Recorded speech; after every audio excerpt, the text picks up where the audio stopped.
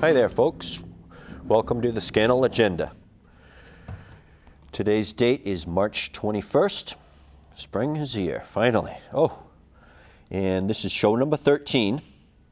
We are here at the Cape Cod Community Media Center at 17 Shad Hole Road in Dennis. Very nice facility. Thank you very much. Today we're going to talk about a new project that I have, another very new project. This is very new for me. And it is a bridge designed for the Cape Cod Canal, but it's more than just a bridge. I've got some tourism tied in. Wind energy is tied in. And maybe we'll talk about rebuilding the Bourne and Sagamore bridges as well. Now, the area of the canal is very, very beautiful. And these bridges that we have now are very, very beautiful bridges. So it may behoove us to just keep what we have and maybe do a little bit of mending and repair. So we're not in any rush to build a new bridge, although I have heard stories that, you know, the engineers are being engaged to get going on this project. So we may be getting a bridge down at the Sagamore. And we had the flyover, which didn't work out too well. $60 million or so was spent on that. I wasn't too impressed with that project because I didn't see the traffic flow over the Sagamore Bridge increase. When I heard they were going to do the flyover project, I said, well, it's about time. That's great. But I don't think the flow was increased. I thought they were going to bring these traffic flows out at least a quarter of a mile and then send them in 2 lanes already, you know, 2 lanes running at 50 miles an hour, 45 miles an hour. But we still have the same 2 bottlenecks just on either side of the bridges. So, and there was a tremendous hole on the other side of the Sagamore Bridge. I thought it would have been nice to put in a big parking garage there. Anyway, that's a lot of money, $60 million. I don't think it bought us much at all. And now, as they say, we're going to be sold a bridge. I don't know. I think the amount of money spent, I hope it's not like the Big Dig with a lot of money just flying out the window. You know, your union considerations drive up the costs, and your Boston pals will have friends and all that political stuff. That drives up the cost. So anyway, maybe we can just mend and repair the bridges as they exist until we're really sure of ourselves. As I say, the designers are at work right now as we speak, getting this design ready for us to approve. And if it's a $300 million bridge, if it's anything like the Big Dig, it may, you know, maybe a $500 million bridge. I don't know. I don't know. But these bridges, of course, are getting older. And it's nothing to sneeze at. If we ever had a disaster at Pilgrim nuclear plant, we do want to be able to get right off the Cape. So that's another consideration. I do a lot of brainstorming and doodling. So 90% of this bridge design was already done years ago. I've been working on the Georges Bank Mega Mill, I call it, which is a windmill wave generator hybrid system. Now, these are big, big windmills with the bases of these mills are, you know, 60 feet in diameter or larger, 80 feet in diameter.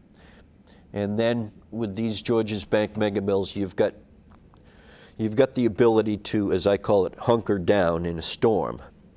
And the rigging is pretty strong, but it's very flexible too. So if you have a windmill base, and then your stick would come out of the base and it would go up and down. and it would go up in lighter winds, and then it would come down for storms, and it would hunker down and lock tight and all that. And then below that, you've got wave generators. This is the Georges Bank Mega Mill system, which is a first generation, first of three I have drawn up that are windmill systems. In that this particular windmill design calls for a lot of height at sea. You're using a lot of rigging to tie the sticks together and to tie the bases together. And the bases that are tied together, these big 60-foot concrete or ferrocement or steel bases, have a lot of structures that give us the ability to tap into the waves as energy. So, and then with all these stays that come from these windmills will be the tire reefs, which are tied in. So it's a combination tire reef. So that's fisheries. That may be, that may be a pretty good way to have the system paid for, maybe as much as 3 or 4%. Who knows, because we do need the codfish, and seafood is quite expensive nowadays. So if we can increase our fisheries with a windmill system out there. Now, the windmills that are designed for this little horseshoe shoal, now they have no such stay systems or tire reefs built in, and that's very shallow water out there. That's really an anomaly. Which I've been opposed to those windmills for the odd reason that I would prefer a consortium model to someone's private wind farm on public property. And you can't scale up that particular design of a wind farm offshore. Because my feeling is you really need fresh thinking here. Because way offshore, let's say Georges Bank, the Grand Banks, we're in 500 or 600 feet of water, 200 feet of water. But we're 100 miles out offshore. And so I didn't wait for, the miracle battery of the future to come in. That would solve the problem. So what I did was I started designing compressed air systems which go with the windmills, and also hydrogen generation systems. Well, you need electricity, of course, to crack the water into hydrogen and oxygen, which you use both. But the thing is, you're not upsetting the grid system inshore with systems like of my designs, because you're putting all your energy into a can or into a pipe, let's say. It's all canned energy. So at 8,000 psi, compressed air, you can think of that as a fuel. And hydrogen, of course, is the miracle fuel of the future. Now, you need pipes to bring all this energy in from offshore. Let's say in the future that we really run with a system that's a green energy system.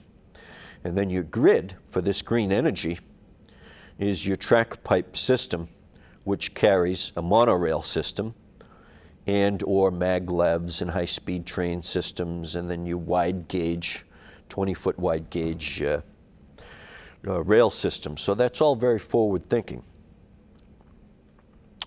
So that's the background I have for designing a bridge.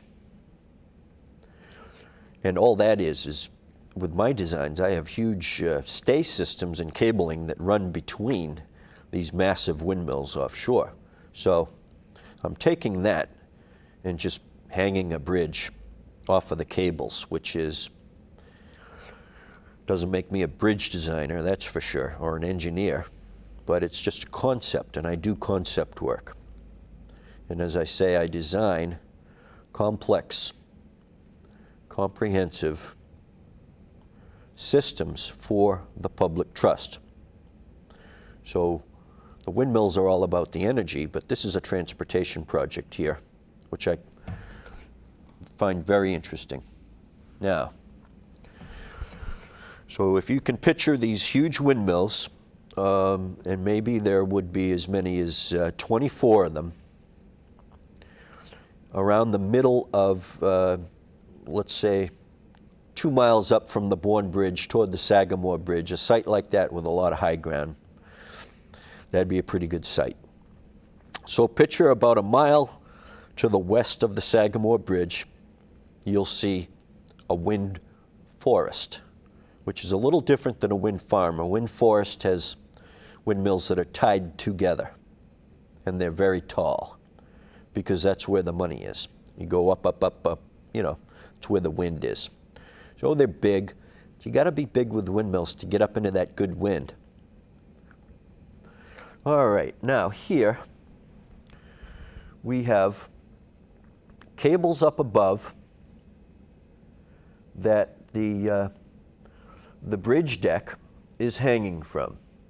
And we have a top deck with 5 lanes going north, 5 lanes going south, 5 lanes north, 5 lanes south onto the Cape. And this is designed to be pretty strong, one unit that would span. But I have other units that are better, which are segmented, which would come in on a barge and just get winched up and then pieced together. I think perhaps Gladding and Hearn could handle that project. This is a yoke. It's a little bit flexible, and it's probably a wood steel composite yoke, probably every 100 feet on center. And these are the cables that go way up to your main cables that are very strong. So the cabling is very strong. And down here is a steadying stick, and here you have cables that pull down. The cables pull down and your stick pulls down a little bit so that you're not, you know, if you had a bridge out there hanging in the wind, that I can just picture that, but so there'd be very little sway with something like this. So that's a very substantial bridge.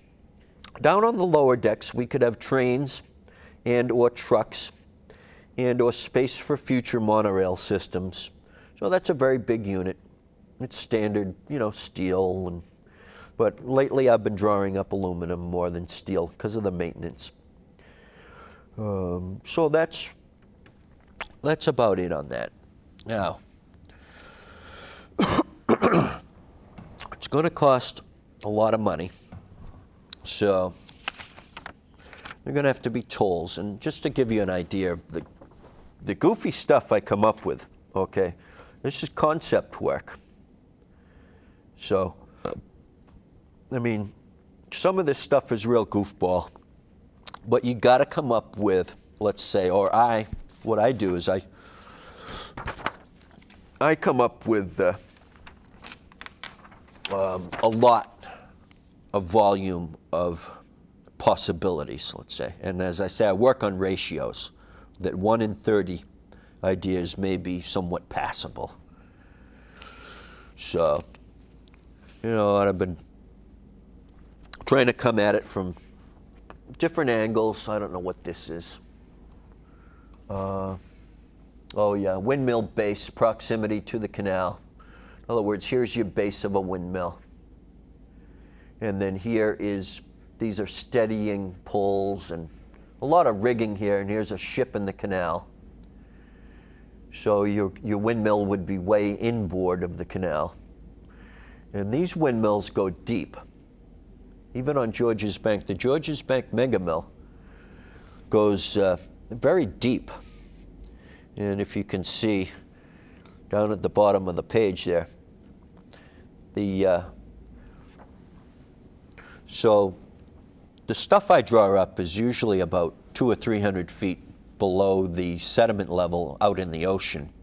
And that's because you want to go high, and in order to go high, you got to go and have your stick, which is steel, and you want to drop that stick way down, down, down, down, And the lower you can go, the safer you can be, the lighter you can design things. As Dennis Conner would say, if you don't bust the gear up, you overbuilt your gear. But in this case, for a bridge, I think we have to overbuild everything, just to be on the safe side. But that's the mark of an amateur, to overbuild a boat and make it too heavy.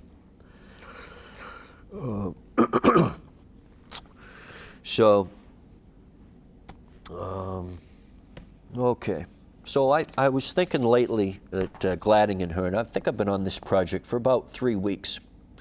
And when I mention this to people, some people think it, right off the top of their head, it makes sense.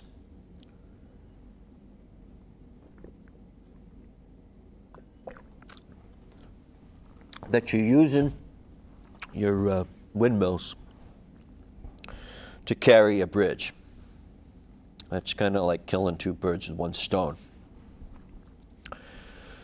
So Gladding and Hearn could be able to handle a segmented bridge, and they could, 3 or 4 or 5 of these segmented sections could come in on a barge, and they'd be sitting there on the barge, and then you'd hook into them and winch them up to the cables and hook them on, and then slide them down either side, north and south. This bridge deck could go as much as a mile or 2, because you'd want a nice gradual grade going way up. And I envision this particular bridge to be a couple hundred feet taller. That is, the bridge deck would be a couple hundred feet taller than your clearances for, let's say, the Sagamore Bridge. Now, why would we do that? Maybe for the future, cruise ships with your sails and your tall ships.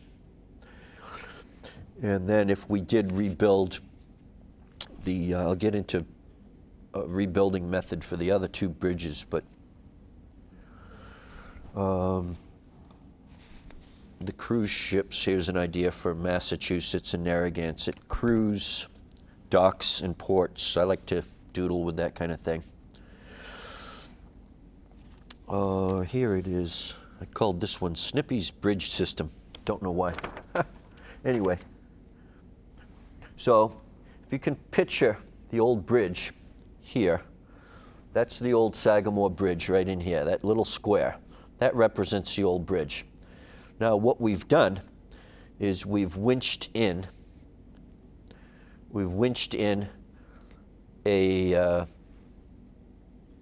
an arch, and these circles represent arches. So that would be pretty quick and easy to do that and keep the existing bridge.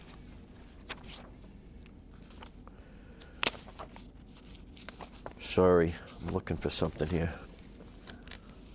Now,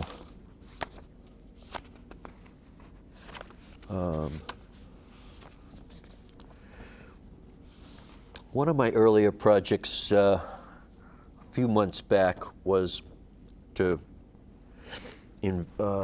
invent these tube vessels, I call them. And the purpose of those, this is a large vessel, and these are tubes. These are steel tubes, and in every tube is a train tracks. This is for the tripe system. So some of those designs parallel pretty closely what I'm doing here. So if you can envision that we could sort of pull up the archways and then tie them into the Sagamore, they wouldn't be bearing any weight on the Sagamore Bridge, but you'd tie them in. And that would, then you might blow the old bridge out, or that'd probably be what you'd do. So, oh, darn. Not the most organized person, am I? So sistering in new around the old, so you can keep the old in place or blow it out. I'm sure we'd blow it out and get rid of it. And then, so you'd go wider, and these particular arches may be filled aluminum or filled steel pipe in an arch. It's a lot easier to build than you would think. And then maybe of 10-foot diameter pipe. And then you'd tie them in, and you'd lay across, you know, your lines. So this would be higher. Now, so that's just a brainstorming. That's how a boatyard guy might think, I guess. Sistering in the old. So what are we going to call the new bridge? I don't know. I have about 10 listings here. Middle Bridge. I'm calling it the Middle Bridge, but you know, I'm sure there'd be some good names. So if you're looking down from the top, what you're going to see is, here's the canal, here's a boat in the canal, and let's say these are 4 windmills. This is an earlier design. They should not be this close, but just for scale, I brought everything in closer. This windmill here would probably be way up in here somewhere, a lot of distance. And you can put poles in to keep the cables level. And these are 2 bridge decks. One overlaps the other. So that's a very simplified version. So these are all windmills here, all these circles with a little X. And what you don't see drawn in there is all the cabling that would hold up your bridge decks. And it gets, if you look at it with the cabling, it looks like a real mess. But you can see here, these little squiggly things are anchors into the ground. So that's a windmill that's anchored 6 ways from Sunday. These are cables here. And these cables are about, let's say, 160 feet apart from each other.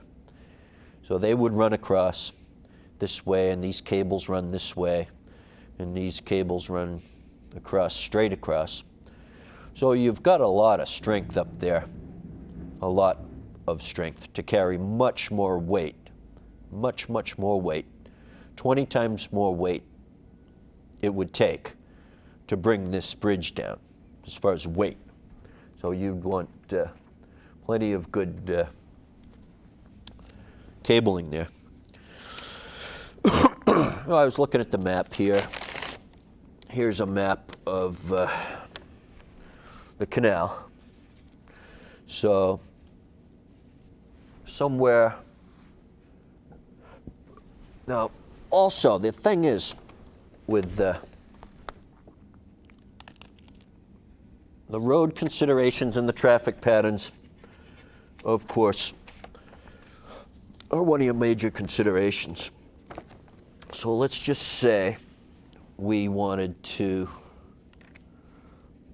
come in with a bridge, a new bridge, middle bridge, that would be about here. This is about a mile west of the Sagamore, and this is the Bourne Bridge. So if your bridge ran across here, as you can see, not too far away is Route 25, which turns into 495, and then you head off on 95. But right here is Route 6. So you might be looking at saving 10 or 10 minutes. Let's say if you're coming from Hyannis on Route 6. And then you'd have also either raised or regular roads here that would get you over to here. And then, of course, you'd have got a lot of road work in here. And you'd want to have road work going toward Route 3. So, you know, You have to consider the road work as being a primary consideration of where you locate the bridge. But that location, to me, that run from Route 6 to Route 25, being fairly straight as it is, you draw the line, you know, that's, I don't know, looks to me like you'd save a lot of time. And you'd be scooting right over these bridges at, 65 miles an hour. These would not be slow, slow down to go over the bridge. Nothing like that.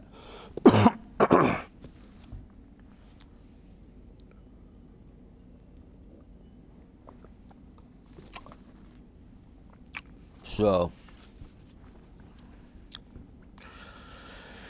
between the two bridges, it's a little more than 3 miles, and the canal is about, I don't know, quarter mile wide or 1/7 of a mile or something like that. And it's a pretty nice canal, as we all love this canal. The Bourne Bridge to Mass Maritime, that's about 2 miles to the end of Mass Maritime. It looks a lot closer than that. Maybe I'm wrong. Now, all kinds of things to get into. Here is something non-bridge related. Some of my doodling is just for fun. So this here is the kind of doodling I do when I get bored. And that's pull string for servant, and it's about who was your servant in the last war. My dad used to say that. So this is a cartoon that has to do with nothing to do with the bridge. It's about your 4 classes of Americans. I'm dividing America into 4. Middle class, rich, poor and disabled, government workers. And then I added one more class in there, an activist. So that's just, I do some fun work too, just to occupy myself. Well, why don't you get a job? Well, give me a DNA test, I'll go get a job. Okay, that's it. That's the Scannell agenda. And like I said, I'm not proposing anything. But here is an industrial zone, Barnstable County, Cape Cod Canal, Ship and Bridge Works.